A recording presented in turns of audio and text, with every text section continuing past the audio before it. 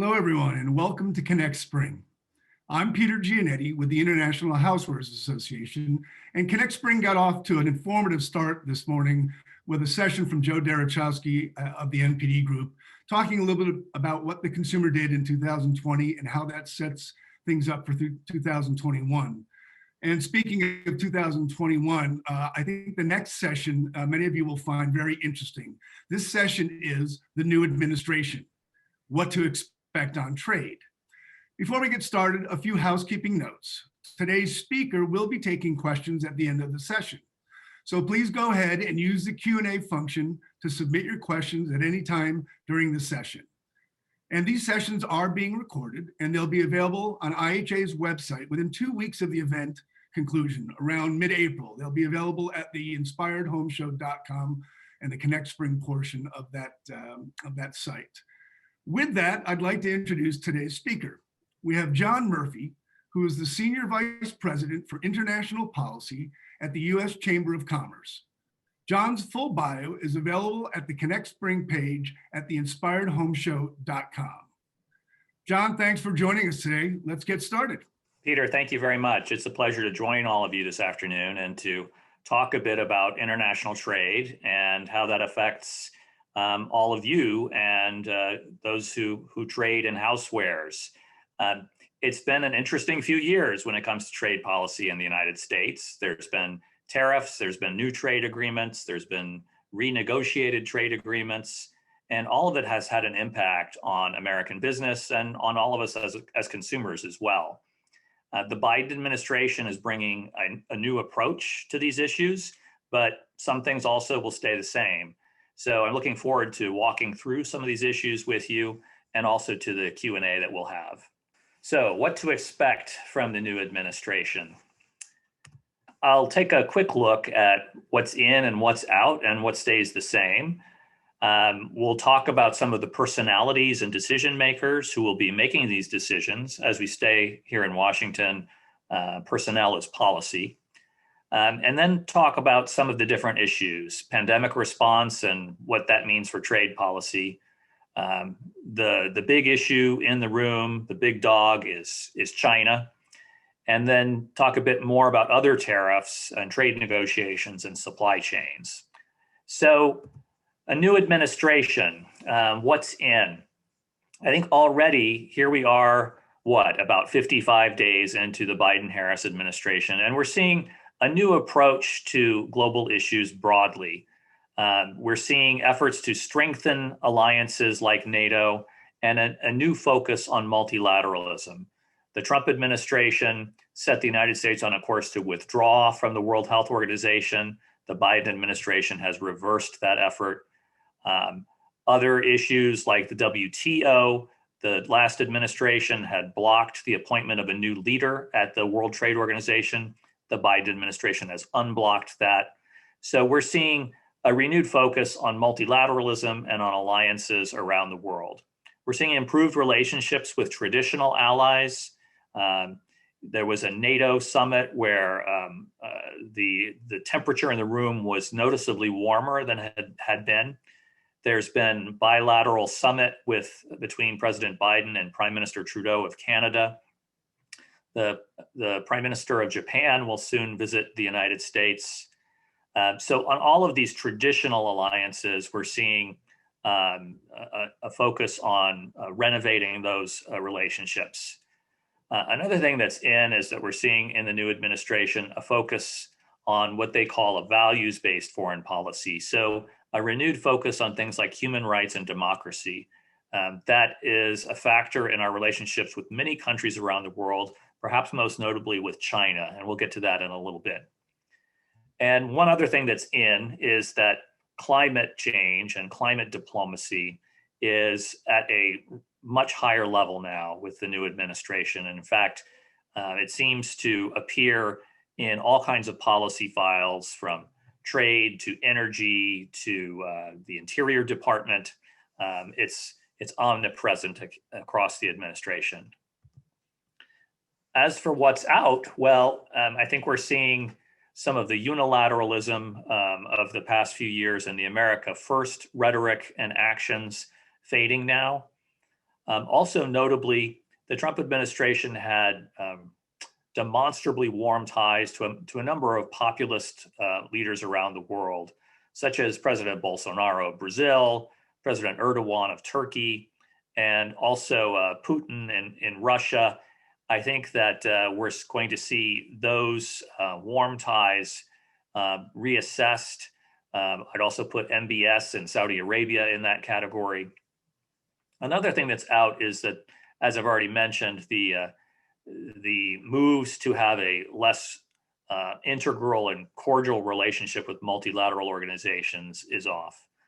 And finally, I think new tariff wars is something that we're not going to be seeing much of. I think one early sign of this new approach was just about a week ago, the Biden administration moved to suspend tariffs on a collection of about $7 billion worth of imports from Europe.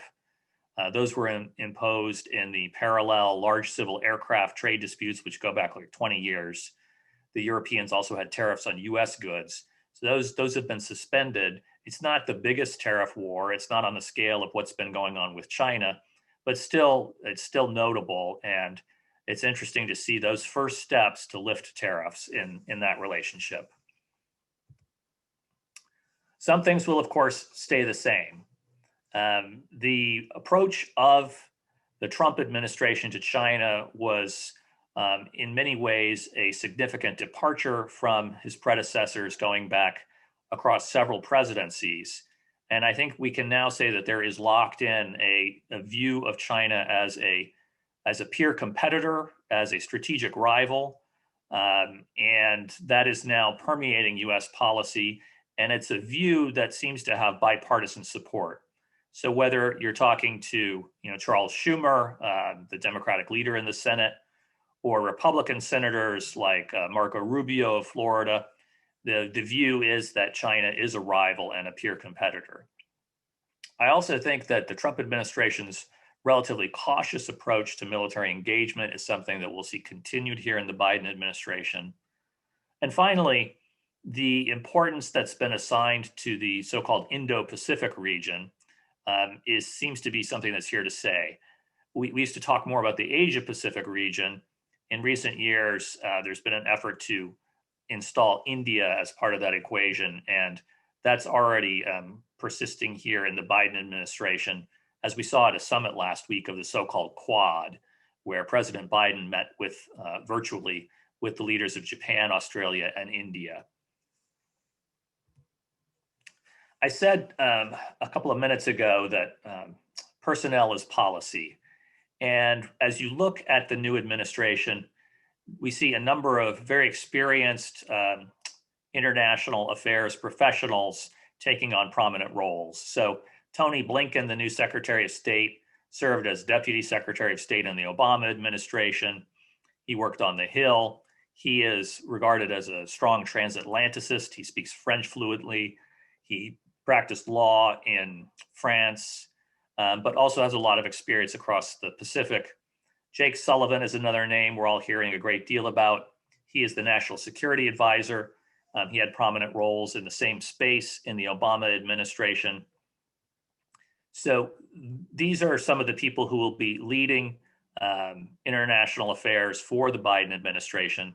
This slide focuses on Katherine Tai, who is perhaps one who is a bit less well known, but is poised to become the next US trade representative and therefore become the president's chief trade policy advisor and the United States lead trade negotiator.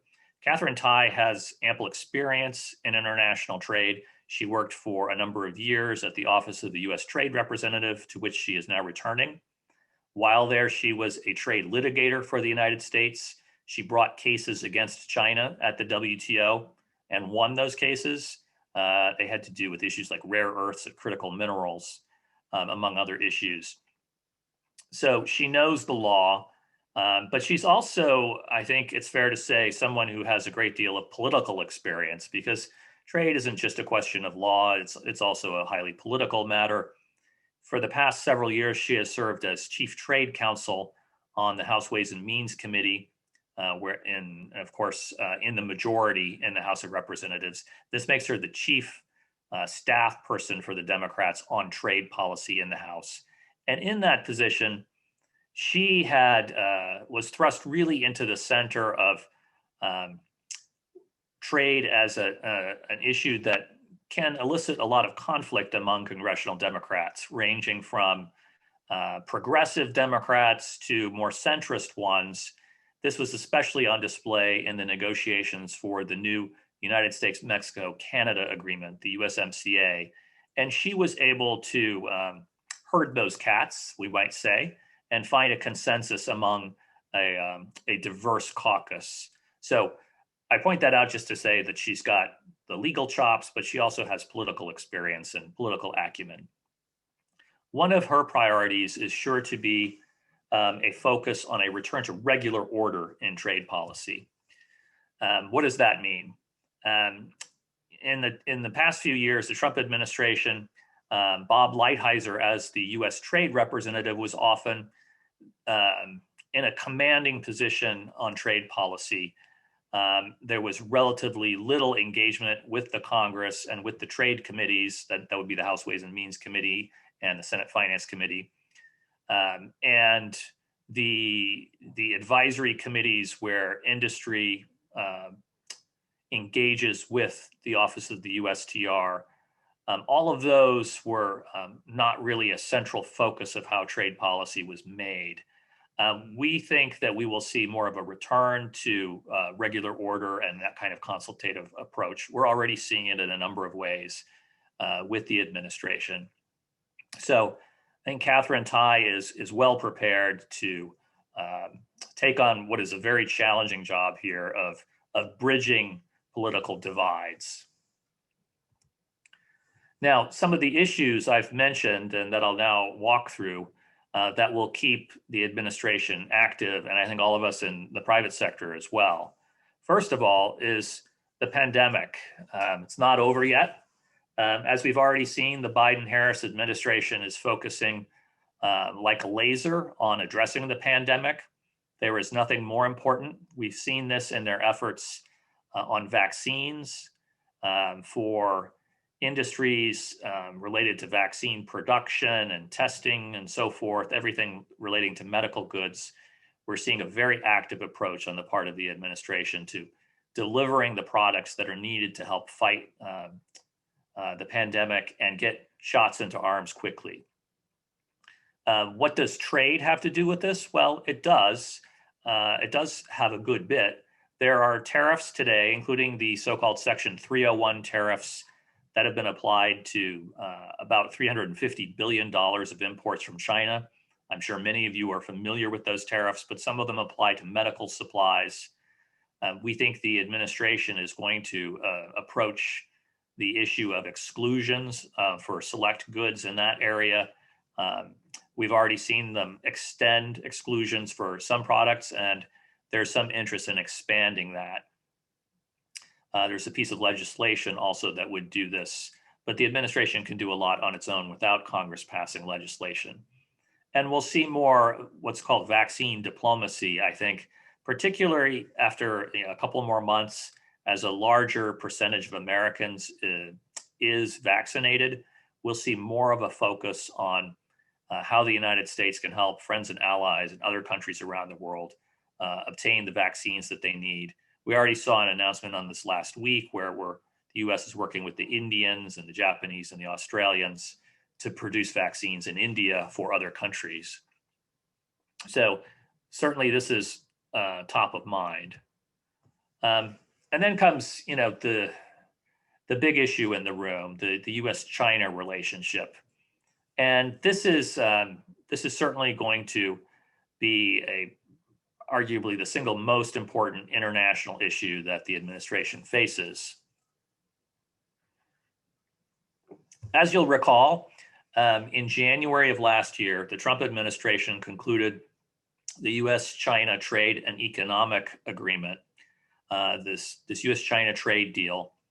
And right now, the new administration is committed to maintaining that, but it is undertaking a broad reassessment of the U.S.-China relationship, including that deal. we do not see in the very near term new negotiations with the Chinese. This Thursday, Secretary of State Tony Blinken and National Security Advisor Jake Sullivan, whom I mentioned a few minutes ago, they will meet with their Chinese counterparts in Anchorage, Alaska, which I suppose is halfway between the two capitals, to talk about a variety of issues. But I think tellingly, trade is not really at the center of that. It's other issues, strategic, national security, technological, human rights, democracy, that are more likely to dominate the conversation there. But trade will come up. As we consider what happens next, it's worth pausing a moment just to remember what was in that agreement reached about 14 months ago. It included commitments by China to undertake a number of structural reforms. These were to address complaints by the United States that China is engaged in unfair and discriminatory trade and industrial policies, providing large subsidies to its own firms, using the levers of government power to provide advantages to Chinese industry, creation of national champions, and particularly state-owned enterprises that can be national champions. And all of that has an effect, not just in the Chinese market, but in the ability of those industries to compete abroad. So just to give one more example, manufacturing of solar cells and panels in China have received more than $30 billion in subsidies in recent decades. It's estimated this has given them a leg up in global markets. So that's an example of the kind of structural challenges that the United States has faced. And the bilateral trade deal reached 14 months ago was intended to address some of those new commitments on intellectual property protection, commitments not to engage in forced technology transfer. In addition, and separately, China made extensive commitments to buy more US exports, agricultural, manufacturing, services, energy products. China has indeed committed, followed through on purchasing substantially more in the agricultural commodities. In part, this is because China's pork sector suffered a disease that led to the destruction of millions of pigs, and they're now rebuilding that. But we're seeing a huge increase then in US sales of agricultural products. It hasn't met the target, but it's getting close. In the other areas, though, China has not met its targets for US exports of manufactured goods, energy products, and so on. In fact, overall, China has imported to the tune of about 60% of what they committed to do. Throughout all of this, the tariffs that were in place were almost entirely left in place. Those are tariffs on the US tariffs on Chinese goods imported into the United States that are worth more than $350 billion. And going the other direction, US exports into China, China today still has in place tariffs on about $100 billion of US exports. Now, the Biden administration, to all of this, will be adding a renewed focus on human rights and democracy. Human rights, I think the top issue is the plight of the Uyghur people in Xinjiang province in the west of China. It's estimated by some outside groups that as many as 1 million people are in what could be called concentration camps. The Biden administration is elevating this issue more so than the Trump administration did. In addition, democracy concerns, particularly about Hong Kong, where China, according to many Western experts, is violating commitments it undertook to ensure continued independence in the democratic institutions of Hong Kong for a period that has yet to end for more than another decade. So those are new complex issues that are being added to the table. Now, for the US business community, our perspective and our policy preferences, I would describe them in the following way. On the one hand, China is, of course, a huge opportunity It is the fastest growing large market in the world. For many sectors of US industry, if you're not a player in China, you're not going to be a player on the world stage. It's that large and that important. On the other hand, China presents a huge challenge for many industries because of the unfair trade and industrial policies that I mentioned. So business is somewhat conflicted at times here, that we want to seize the opportunity, but also address the challenge. And that's not easy. One thing that the new administration is committed to doing, though, is working more closely with allies on a joint approach. As Tony Blinken has often said, if you add together the United States with Europe, with Japan, our other close allies, together we represent about 60% of the world economy. And China is more likely to pay close attention to what we have to say than if we're just the United States doing it on our own.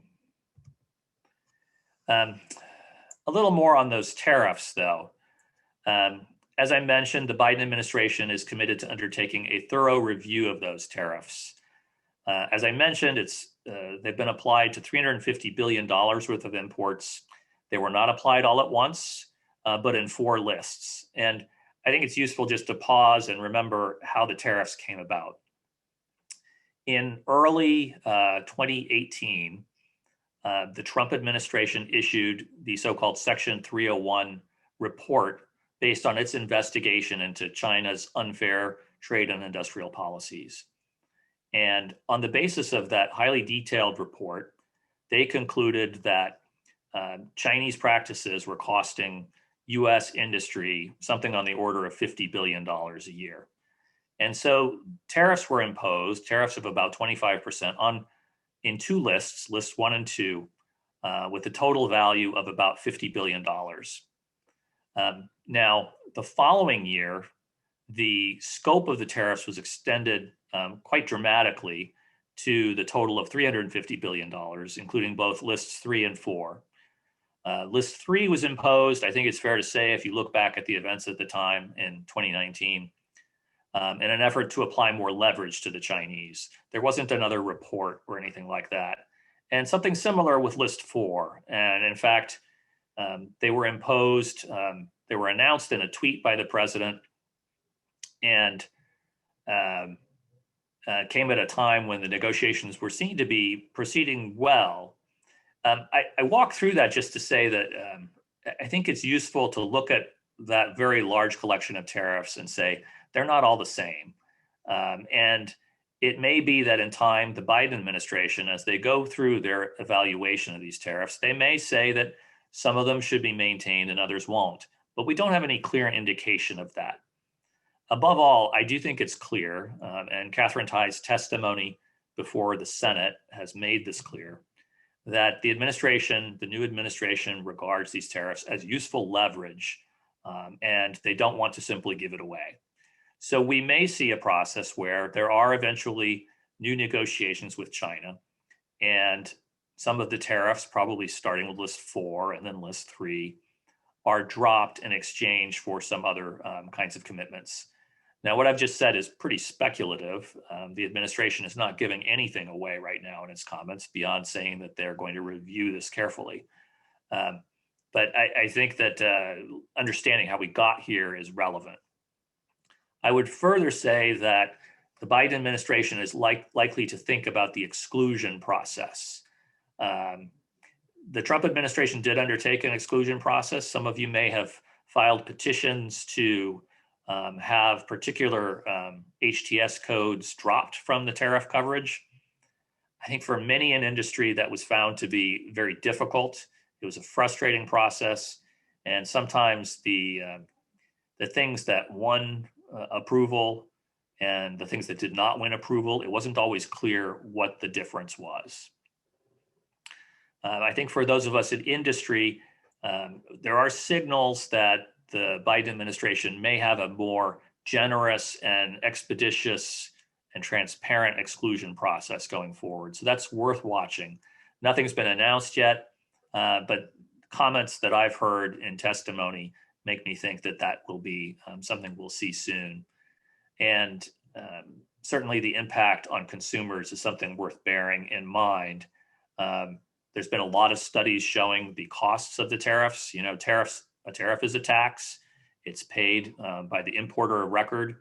And study after study has shown that, you know, these US tariffs are paid by US citizens. The CBO report on this, their analysis was that the tariffs resulted in more than $1,200 in new costs for the average American household. So it's not trivial. Looking at some other issues, the Section 301 tariffs on imports from China are not the only tariffs that the Biden administration inherits. There are also so-called Section 232 tariffs that were imposed on imported steel and aluminum that are relevant. And those elicited retaliatory duties by countries around the world. And whether it's Kentucky bourbon or Harley Davidson motorcycles from Wisconsin or a very wide variety of US exports, they've been hit by tariffs from our allies. Now, Tony Blinken during the campaign was quoted that he and the new administration would be committed to ending the so-called artificial trade war on our allies. That seems to be an allusion to these tariffs that I've just mentioned, the metal tariffs, the 232 tariffs. And backing that up, there were ads that Joe Biden as a candidate ran. I remember one in Pennsylvania where a farmer came out and talked about how the tariffs had hurt him. So it's not lost on the Biden administration, even though the path ahead is not that clear. Many in the business community, including us at the U.S. Chamber of Commerce, we are pushing for an end to those 232 tariffs and quotas. We want to see the voice of Congress restored on tariffs. You know, if you look at the Constitution, it says pretty clearly that taxes and tariffs can only be levied by the Congress. The authority to regulate international commerce is an exclusive authority of the Congress. Now, there are laws where this authority has been partially delegated to the executive, but what we'd like to see is some restoration of the voice of Congress on these issues. Another big area where we're seeing a major focus from the Biden administration is on the whole issue of supply chains. Through the past year of the pandemic, we've all followed in the press some of the challenges that we've seen in some supply chains. And there is an impression that the United States was too dependent on foreign goods for some key products. I would contend that there's a lot of noise in this debate, though, and some of what is blamed on outsourcing is not really the case at all. I'll give you a couple of examples. Some of the worst shortages that consumers experienced were for things like pork or eggs or toilet paper. But those are examples of supply chains that are almost entirely domestic. The shortages have nothing to do with offshoring. On the other hand, important products like the so-called N95 masks, which have been in severe shortage. Before the pandemic, 80% of all US demand was met by US production. The problem was never that it had been offshored. However, in a pandemic, demand for these products rises by 40-fold. Now, you have to understand what's going on with these different supply chains before you're going to devise public policies to address the shortages. So the Biden administration has issued a number of executive orders to review and assess vulnerabilities and resilience when it comes to supply chains. There's a 100-day review underway for a select set of goods I've listed here: semiconductors, rare earths, medical supplies. And over the next year, broader, deeper reviews of a larger collection of products. It appears that the administration will try to establish trusted partner networks, because the aim here is to establish resiliency more than self-sufficiency. So for instance, if we're getting these rare earths, which are very important in the production of defense products and some technology goods, If we're getting them from countries like Australia and Canada that are close allies, that's different than if we're getting them from a country that maybe we don't regard as an ally. We also expect that we might see more Buy American mandates introduced here as one of the tools that the government can use to try to onshore production. I think in industry, there's concern that it's one thing to require US made steel in highways and bridges. That's been the law of the land for many years. But when you expand these rules into other industries where products are being made with global supply chains and hundreds of parts made in dozens of countries, that could be very disruptive. And so we're looking for an approach that fosters resiliency and efficiency. We're looking for incentives, not new trade barriers, and approaches that are going to work. We shouldn't just have for instance, a Buy American mandate because it makes policymakers feel good, but that's not going to do anything. For instance, in industries like generic pharmaceuticals, where the federal government only buys 3 or 4% of the market, that's Buy American in that case is not going to be a sufficient reason for a company to spend billions of dollars and take 10 years to build a new facility. So we need to find solutions here that are going to work and address what are in a number of areas significant challenges where we should think about how to make supply chains more resilient. One quick last topic here. The Biden administration has said that, of course, the pandemic is the top issue, rebooting the economy is the top issue, and trade negotiations are not one of the top priorities in the short term.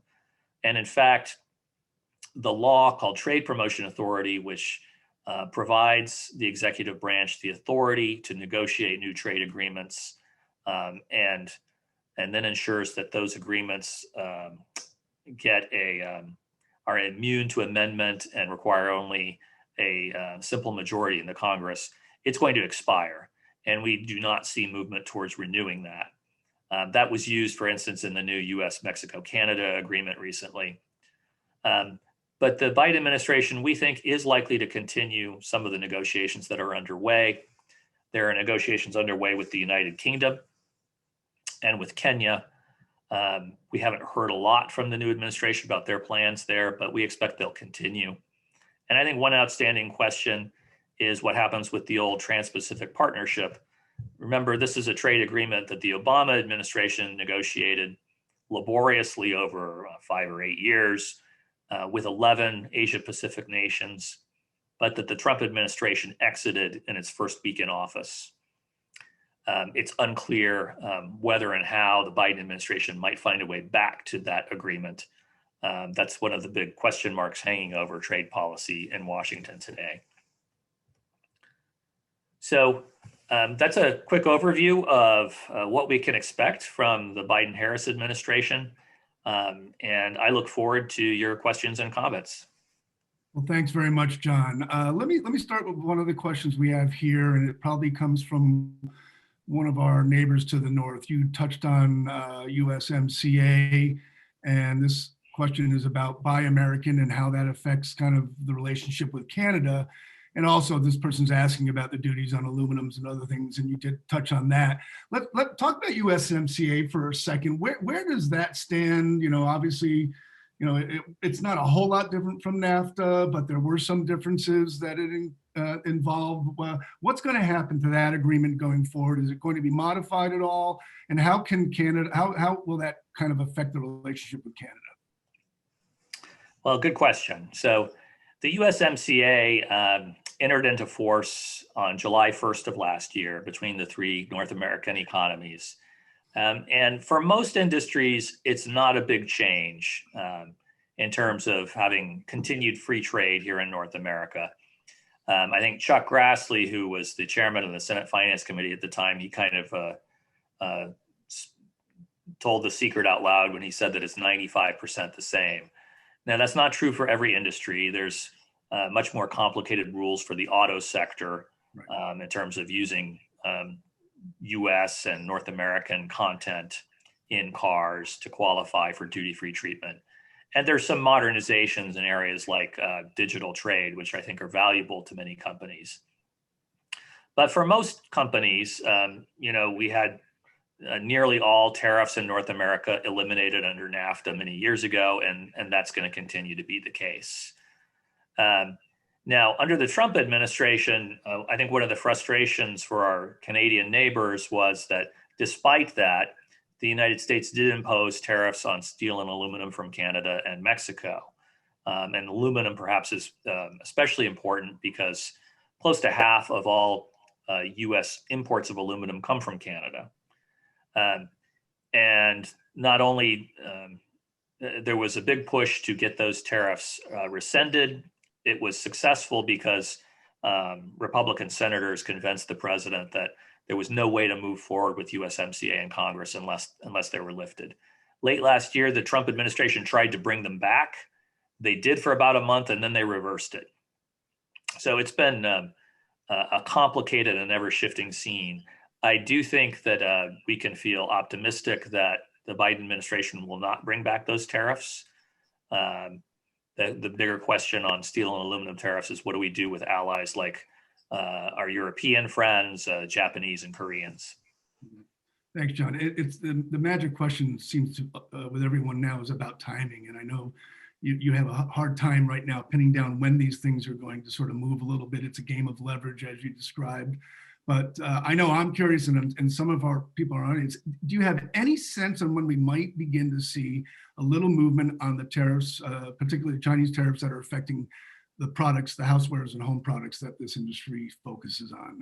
And where does that industry sit as a priority, perhaps, when you start comparing it against pharmaceuticals, medical supplies, and some of these other more perhaps urgent needs that emerged during the pandemic?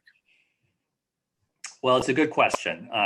The one thing that we do know is that Katherine Tai had her cloture vote in the Senate yesterday, and probably tomorrow there will be a vote by the full Senate, and she'll probably get 80 votes, something like that, and be confirmed as the USTR. So until you have that person confirmed and in office, it's hard to. You typically don't see an administration being very forthcoming. What I would expect to see perhaps sooner is some kind of clarity on, and what I would hope to see and what we're pushing for is an exclusion process where for select goods that you can make a good argument that these should not be subjected to tariffs, that kind of effort will go forward. Right. I think that it's worth watching what happens in this meeting on Thursday between Blinken, Sullivan, and their Chinese counterparts, what that says about the overall tenor of the U.S.-China relationship. As I mentioned, that's not really a trade conversation, but the relationship's a seamless whole, and what happens in one area affects others.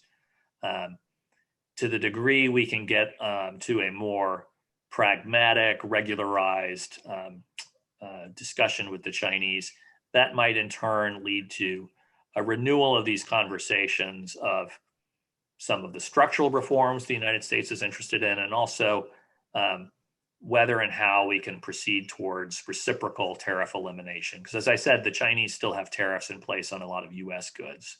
Right. How do we ratchet that down? And we don't have any signal on how the administration might go about that, but it seems logical that you'd have that it would be sort of last in, first out. So list 4, which tends to be more, consumer goods.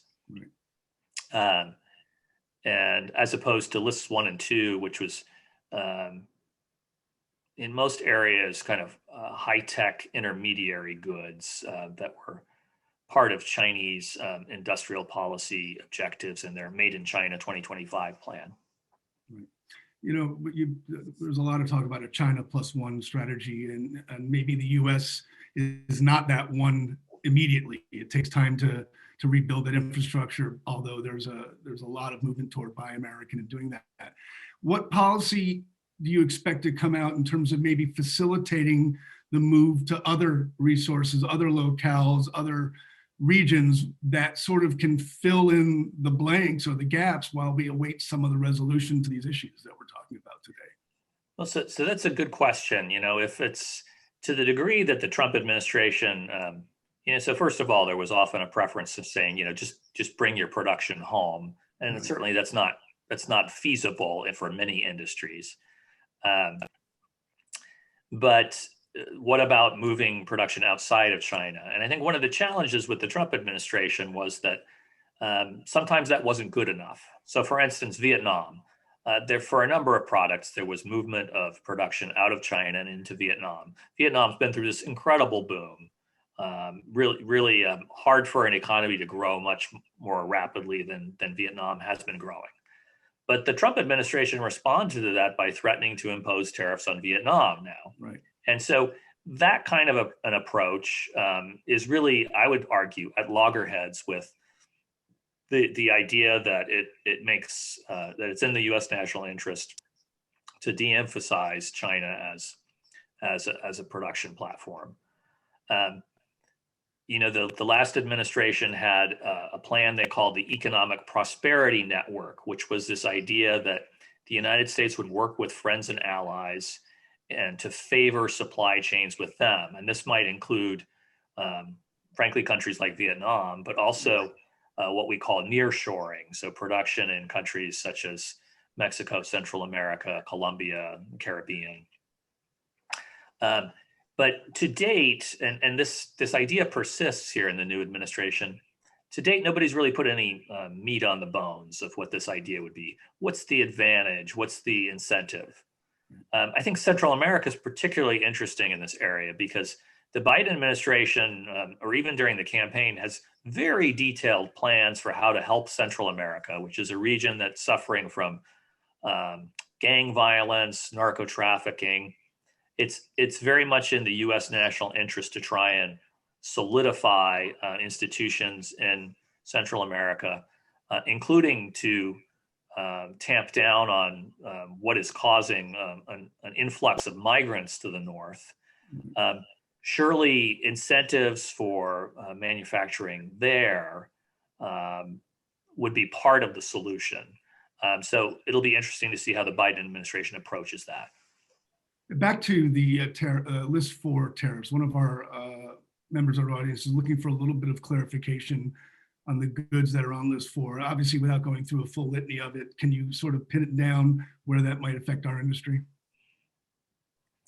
I can only speak really in broad terms that, lists 1 and 2, the very first sets of goods subjected to tariffs, and these are the tariffs that are less likely to come off quickly, were very much in technology and more cutting edge industrial products, not consumer goods. Whereas list 4, a lot more in apparel, footwear, and I imagine many housewares as well, although some may have been in list 3 as well. And so those, again, you really have to go in and go through the lists to figure out, what's your HTS code and where you fell. Right, and you think they'll come back first, last in, first out? So I'm saying that it would be logical because to the degree the United States is, the term decoupling gets used, and to truly decouple from the Chinese economy would be very expensive to the United States. It would be a huge missed opportunity, I think we would argue, for many industries. But clearly in a number of areas, national security sensitive products, the United States has long been decoupled and probably is going to expand that some. But does that really do you really need to do that with bed sheets? So let's have a candid conversation here.